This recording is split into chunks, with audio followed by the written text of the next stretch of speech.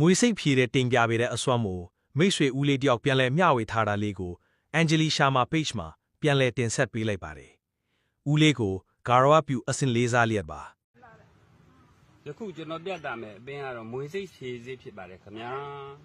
တတ်တော်ဝါဒပညာတများကိုကျွန်တော်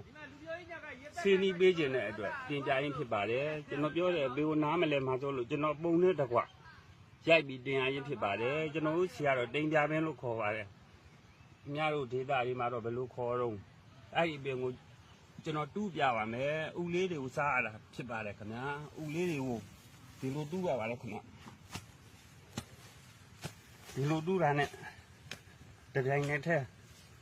ဥလေးတွေရမှာပါခင်ဗျာဥလေးတွေရတဲ့ခါကျဒီလိုဥလေးတွေအများကြီးပါပါတယ်ခင်ဗျာဒီလိုဥလေးတွေအများကြီးပါပါတယ်ခင်ဗျာအဲ့ဥလေးတွေကိုရေလေးဆေးပြီးတော့ဆိုစားရတာပါဒီလိုရေလေးဆေးပြီးဆိုဒီတိုင်းစားလို့ရပါတယ်တကယ်ခွာပြည့်တဲ့လူကြရင်10 ဥ 15 ဥလောက်တော့စားပါ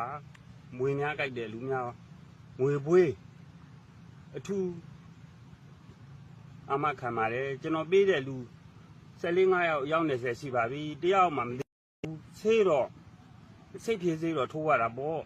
မွေမပြနိုင်တော့မွေဆေးထိုးမပေးပါဘူးဒီအတွက်ဒီဆေးလေးတွေစားလိုက်တဲ့အတွက်စိတ်ဖြေဆေးလောက်နဲ့ပဲပြီးပါတယ်ဆိုတဲ့အကြောင်းတင်ပြရင်းဒီကုန်းချွတ်အပ်ပါတယ်ခင်ဗျာ